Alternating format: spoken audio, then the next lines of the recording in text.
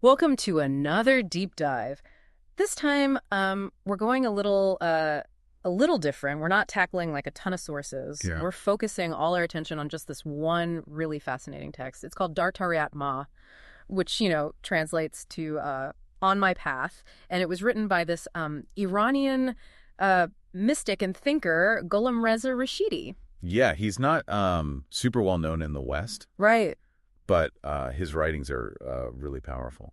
Yeah, and Dartariyat Ma is kind of like a combination of ancient wisdom, but then he connects it to modern ideas about self-discovery, and the text itself is really poetic. It is. So we're excited to dive into it with you today. Yeah, it's really it's a deep dive into the heart of Persian mystical thought, Yeah, which I think we in the West could really benefit from. absolutely. So what I thought was really interesting right off the bat was Rashidi's emphasis on silence. Yes. But he's not just talking about turning off the TV, right? No, not at all. It's something much deeper. It's a deeper kind of silence. Yeah. It's a stillness of mind that can be really hard to find, Oh, yeah. especially these days. Especially these days. So much noise and distraction Yeah. everywhere. Yeah, so it's like if you could imagine untying all the knots in your thoughts Yeah. to make space to really understand things. Yeah, that's the kind of silence Rashidi is talking about. That's a great way to put it. And he says this amazing thing. I think maybe we could even read the quote because it's so good. Yeah. Silence is the key. Give me silence and I will breathe love. Give me silence and I will untie the knots that you have tied. Only in the silence of solitude, in the tumult of the mind, can one breathe love. It's beautiful. It is. It's beautiful, and it's almost like a meditation in itself, just listening to that. Yeah, and it's really, it raises this challenge for us. Mm. How do we cultivate that inner stillness? Yeah. It's not just about turning off our phones. Right. It's about recognizing that constant chatter in our minds Right. and finding ways to quiet it down. Yeah. Some people find that through meditation. Right. Some people find it in nature. Some people find it in really focusing on their work. Yeah. Yeah. The key is to find what works for you. That's right. So silence is not just about peace and quiet, right? It's about creating the mental space to actually be able to embark on this journey of self-discovery, which is what Rashidi calls, Salad. Self-Devlik, yes. Yeah. Yeah. Which roughly translates to traveler. Yeah. And this is a concept central to Sufi mysticism. Okay. Yeah. And it's really about embarking on that journey of self-discovery. It's Yeah. not about reaching a destination. It's about that continuous process of, shedding layers, peeling back those layers of who we think we are Right. to discover who we truly are. At our core, yeah. Yeah. And that sounds both daunting and exciting, to be honest. It is. It is both. Is there anything in Dartariyat Ma, the text, that gives us a sense of like what this journey might entail? Yeah. I mean, he makes it very clear. It's not for the faint of heart. Yeah. He describes it as a process of confronting our limitations, challenging our assumptions, Right, right. and ultimately shedding those preconceived notions that prevent us from seeing the world and ourselves clearly. Yeah, he even says the path of self-discovery is not for the faint of heart. It is a journey of confronting one's limitations and shedding preconceived notions. Exactly. Wow, okay. It makes you wonder, though, like, what are some of those limitations Right. and preconceived notions that we might be carrying around without even realizing it? Like, Yeah. are we seeing the world as it actually is? Right. Or are we just seeing it through, like, a filter of our own beliefs and biases? Yeah. And that's where his exploration of truth versus reality gets really interesting. Yeah. He makes a distinction between the world as we perceive it, our reality, Right. and the deeper truth that underlies it. Okay. And he says, there are very few things in this world, very few indeed, that I can claim to know with certainty. Mm-hmm. That's pretty humbling. It is. It is. Yeah. And it invites us to approach the world with a sense of curiosity Right. and openness, recognizing that, our understanding might be limited. Yeah. So it's about questioning what we think we know Right. and being open to new perspectives. Right. Okay. So if our perception of reality is limited, how do we get closer to this deeper truth, Yeah. that Rashidi's talking about? Yeah. He seems to suggest that reason and logic while important, Yeah. they're not the only tools that we need Right. to be on this journey. Right. Absolutely. He acknowledges the role of reason, Uh-huh. but he cautions against relying solely on it, especially when searching for meaning. Yeah. And he actually has this interesting analogy. Okay. He compares someone who only uses logic to find meaning to someone trying to find, quote, multiplication and division in the perception of meaning. So he's saying logic alone can't grasp the complexity of meaning. It's Exactly. like trying to solve, a philosophical problem with like an equation. Exactly. Yeah. Yeah. It's too rigid, Right. Yeah. too limiting. Right. He seems to be suggesting that we need to engage other ways of knowing, Yeah. like intuition and experience, Right. to get a more complete picture. That's really interesting because it challenges the way we think about knowledge, right? It does. We're so conditioned to think that that logic and reason are the only valid paths to understanding. Yeah. But Rashidi's saying, no, there's more to it than that. Yeah, there's definitely a deeper level of understanding that he's pointing towards Yeah. that goes beyond our rational minds. Right. And this brings us to what he identifies as a major obstacle Yeah. on the path of self-discovery, which Yeah. is pride. Pride. And he doesn't hold back when he describes it. Yeah. He calls it a deadly trap Mm-hmm. that can distort our self-perception. He actually says, quote, pride is a deadly trap. It makes us believe that we are more important than we really are. Wow.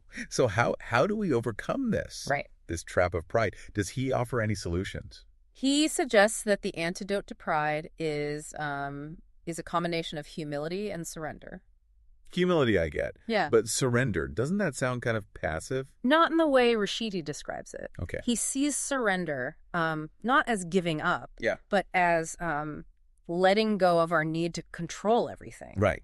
to be right all the time. Yeah. It's about being open to new possibilities, Right. even if they challenge our existing beliefs. So it's about trusting the process, even when we don't have all the answers. Exactly. Yeah. And this trust, this Yeah. willingness to surrender, Right. opens us up to a deeper level of understanding. Which brings us to one of the most intriguing concepts in the text, Oh, okay. which is the realm of meaning.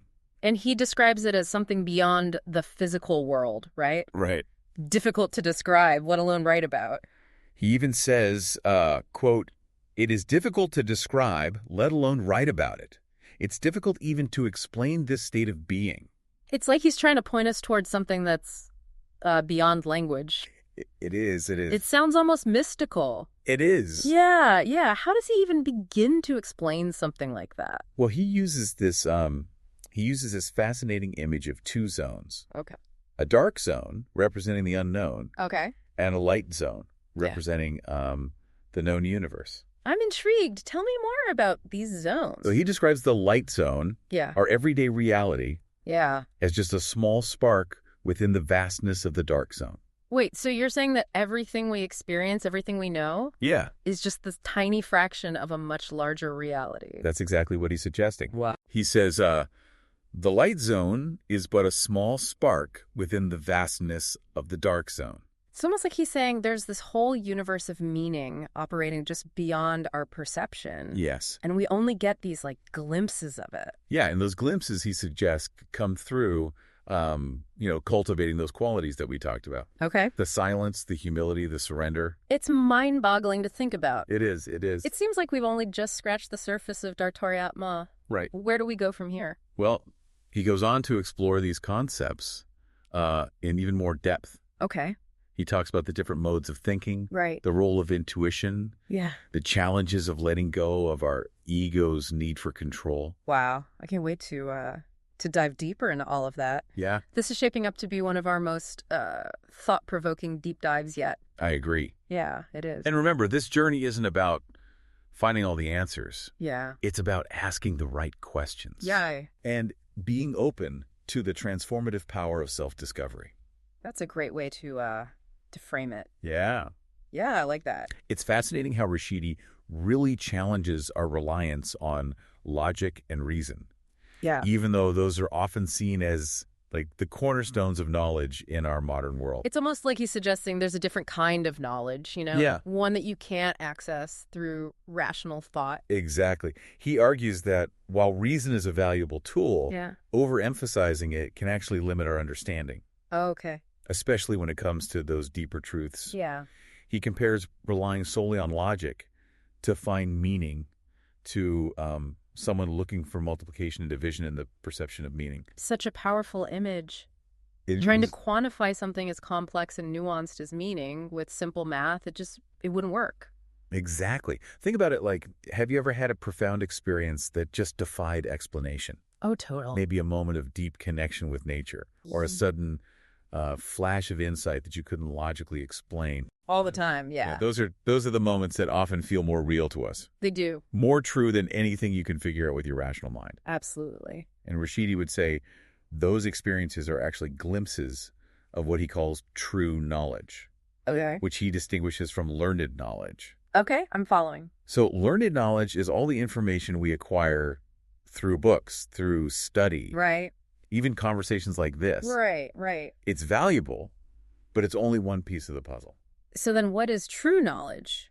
He describes it as a kind of knowing that arises from direct experience, Okay. from a deep connection with our inner selves and with the universe. Okay. It's not something you can learn from a textbook. It's something you embody Right. through living, Through experiencing it. through experiencing it, exactly. That makes me think of the Salik, the traveler on the path of self-discovery. Yes. It's not just about accumulating knowledge. Right. It's about transforming yourself. Exactly. And remember that pride we talked about earlier. Yeah. Rashidi sees it as a major obstacle to true knowledge because it fosters the illusion that we already know, that we've got it all figured out. So to really learn and grow, we need to let go of that need to be right all the time. Is Yeah. that where humility comes in? Humility plays a huge role. Oh.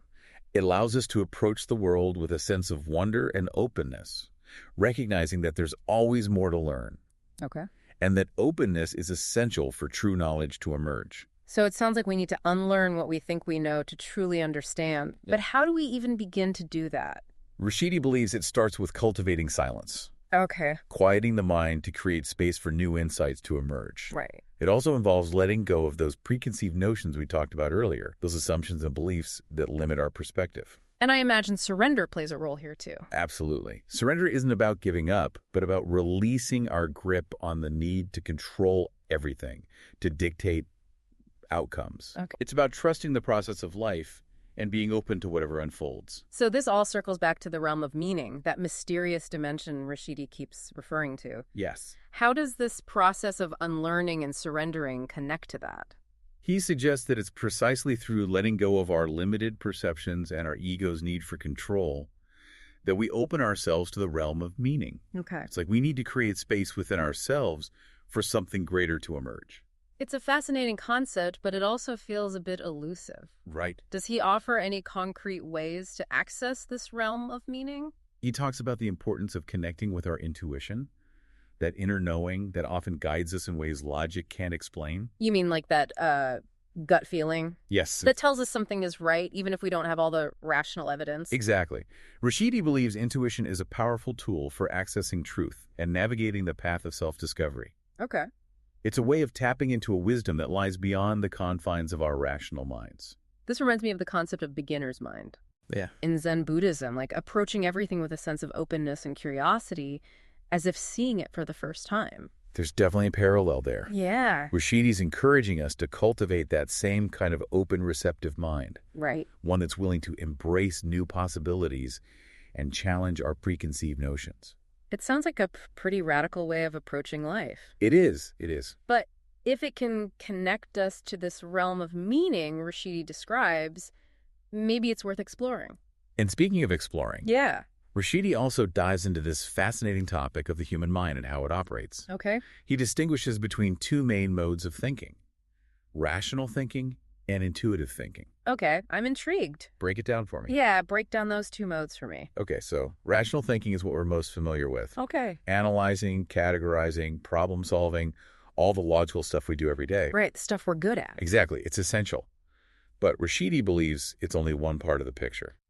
So what about intuitive thinking? Intuitive thinking, Yeah. What's that look like? that's that deeper knowing we talked about earlier. Right. The kind that arises from a place beyond our rational minds. Yeah.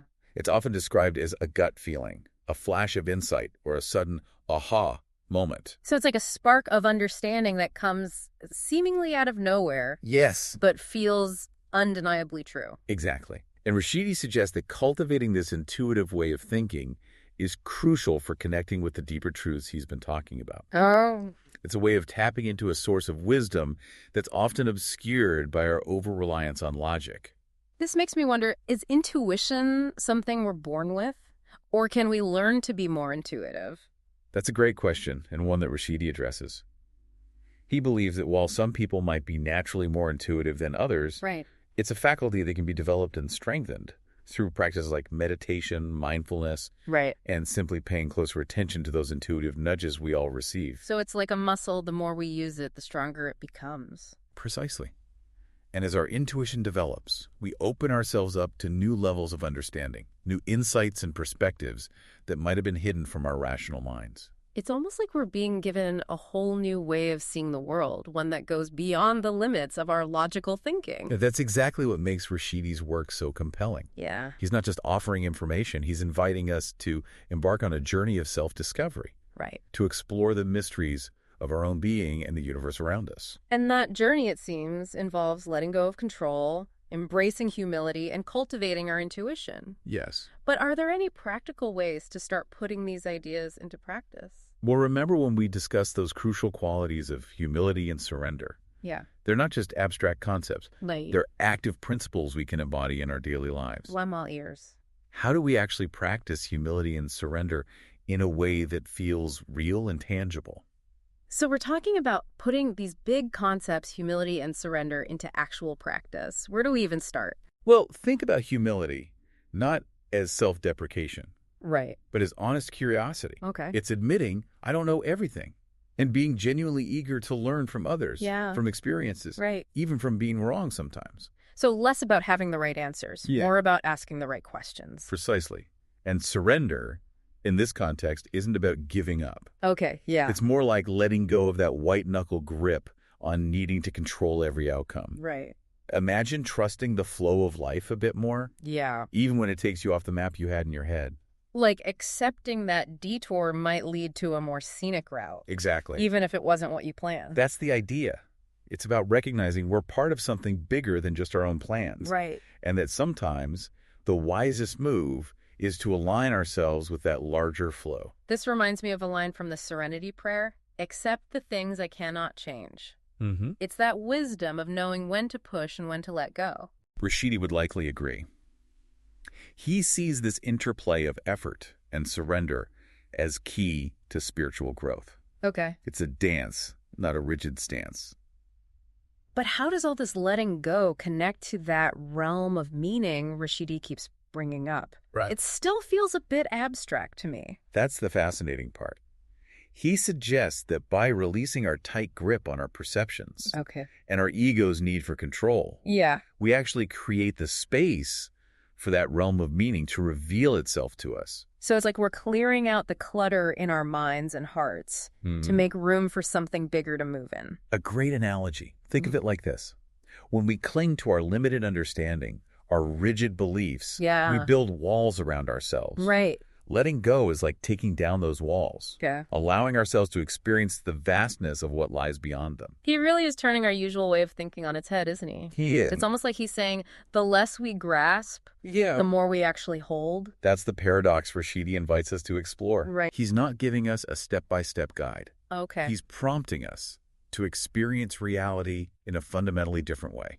It's a lot to absorb. It is. If there's one thing our listeners should take away from this whole deep dive into Dartariat Ma, what would it be? You know, Rashidi asks this powerful question in the text. Okay. How do we navigate the tension between our desire for control and the surrender required for true spiritual growth? Wow. I think that's worth pondering. It is. It challenges us to look at our own lives, Yeah. how we operate, and consider if true fulfillment might lie in letting go Right. rather than holding on so tightly.